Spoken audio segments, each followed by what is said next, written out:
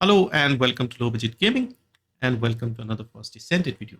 So I have a post Nerf Gley build update using the Blood and Iron Transcendent module, and we are going to do this in reverse. I'll show you the footage of Void Erosion Purge Stage 10 first, then we'll look at the build, discuss any changes and what you could look out for on the Ancestors module, and at the end I have some suggestions for Magnum and Nexon if they are listening. And basically I'm using Void Erosion Purge 10 today because a few days ago when I made that video showcasing how busted she was when we were shooting through the walls and stuff, I did use the Void Erosion Purge stage 10 as an example. So I wanted to compare the similar stage because we have similar level enemies and things like that. Unfortunately, the map is different today, but it is still Void Erosion Purge stage 10. So I don't know when the old map will come around, but I think we'll get a similar idea of what she can do with a similar stage and difficulty of enemy. So what we are going to use is the Shadow and the Peacemaker. And what I'm going to do now is first build up some custom resource using the Shadow. And then we switch over to the Peacemaker in our hand and we start using her fourth skill. Now with the fourth skill, remember, if you even make the tiniest move, it will end. So you have to stay still when you're shooting and just move left and right. Do not, use the WASD buttons. Just use the mouse to rotate. So I guess on the controller, the left stick, if you have stick drift, this is not going to work, unfortunately. So yeah, so you will take some damage because now you're standing in front. So make sure to pick up the health orbs. And so with the Peacemaker in hand, we will be getting the single reload for peace. So we get more damage. Now, if there's one enemy like this, you could ideally just use the sword and not use the fourth skill, because what happens is we have the potent collector, and in order for the potent collector to work best, we need to have lots of enemies. So more enemies means we'll generate our custom resource back, and if you only shoot at one or two enemies, we don't have the high percentage on potent collector to get our custom resource back. So remember, just stay still when you start shooting. By still, I mean do not use the movement keys, just the rotation. So you can see here, so far, I've not had the need to refill the custom resource. But yeah, make sure to kill as many enemies as possible so that it stays up. I got stuck on the wall there. Now this will be unfortunate when you get hit like this. Once again, I'm trying to take out all of them so that we can face all of them. Now, Greg will not go down, obviously. Now, partly because I don't really have a good Ancestors module. And you could basically use the Shadow to take out Greg to save some time, because you will save some time if you do that. But we can still take him out fairly reasonably. So yeah, so that is basically stage 10. I don't know what this map is called. I think the something 212, and I don't remember, but I think the last map when I showed, we were about similar, like 220 or something like that. So you can see we can do decent amount of damage. You have to work for the build a little bit and understand the build. So I'll go into the lab and show you the build. All right, so we are in the lab now. Let's check the build and the adjustments. So what I have done here is, instead of focus on dimension, I'm going with maximize conservation. This will reduce our cost by 35.4%. So this will take us back to around where we were, 30-ish power of life cost.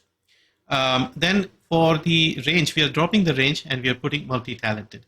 So when we are using the dimension active skill, which is our fourth skill, you get a 20.5% cooldown for 5 seconds, which means when you're done using your fourth skill, it'll be available. For the Ancestors module, I got a really good skill cost reduction roll. I do not have any crit damage. I do not have any dimension power. If you get those two things, it will be a perfect Ancestors module for Gley. So with skill cost of 17.1% here and 35.4% here, I've managed to bring this down to 22.2%. So skill cost would be your first priority on the Ancestors mod, because you can see I don't have crit damage and we still managed to clear the Void Erosion Purge 10 without having to fill up our custom resource, and we were taking out the bosses. Yes, Greg did not go down that quickly, but again, Greg is the boss. You can use the Shadow if you wanted. Now, in case you get cooldown, let's say a lot of cooldown on your Ancestors module, You could swap out the focus on non-attribute with the power increase to get more power and balance your skills a bit. And you can also drop the multi-talented, because if you have a lot of cooldown, you won't really need the extra cooldown from here, and you can actually reduce your cost further. So let's say you got a lot of cooldown but not a lot of cost. You can go with strong mentality, and when you use this, this will reduce your cost to 14.6, meaning you'll not use a lot of your power of life.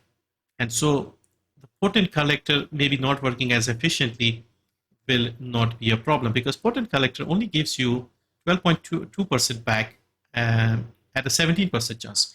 In other words, it will work very well when there are lots of enemies.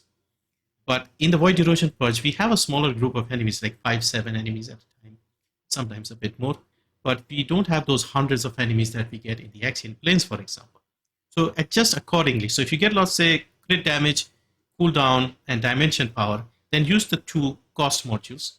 If you get a lot of cost like I do here, then you can stay with the multi-talented to keep the cooldown low. So let me just show you the difference between these two. So if I put multi-talented here, let's get the Volgai probably. So I'll rotate here and try and shoot all of them.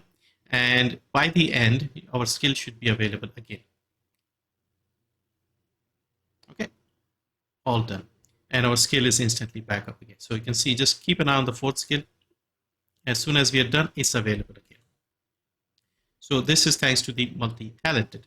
Now let's put the skill cost.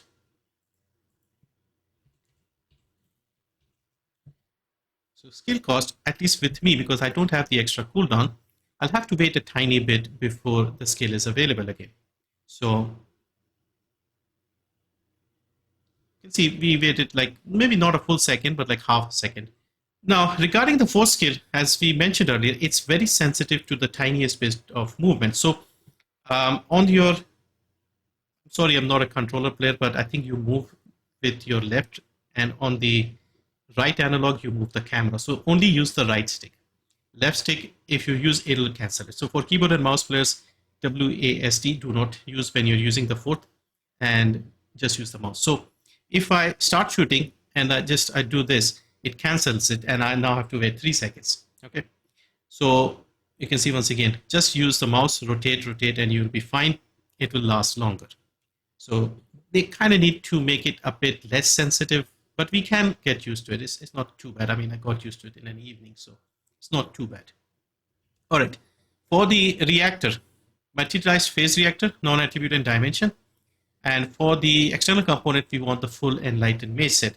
Now, unfortunately, I don't have the ideal roles for Gley, because we get this from the isolated desert in Sigma sector, and we have multiple sets of external components dropping, and so I could not get the ones for Gley. But the ideal ones you want are max HP, fire resistance on the auxiliary power. On the sensor, you want chill resistance and HP recovery.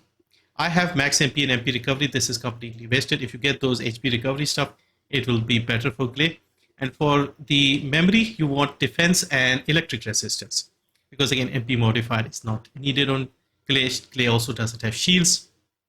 And then we have the enlightened mage processor. So on this one, you want toxin resistance, and you want any of the other options besides shield recovery or max shield. So equipment drop rate or the increased range of the modules dropping, that sort of thing, you can get that here. Now, for the Arche tuning, we want the skill power, cost reduction, a bit of range, because I do have range on the ancestors, and using these, I'm able to max out the range. I don't really need all of it, but there isn't much else I can take anyway. So I wanted the power, I guess. And then we take all the skill power in the middle, and these MP nodes are wasted. We take the cooldown, go left, take the 3 crit damage, because with this build, when you're using the 4th, you have 100% crit rate. So take all the crit damage you can get. And then we take the power, and over here in the mutant cell, we are taking the non-attribute cohesion.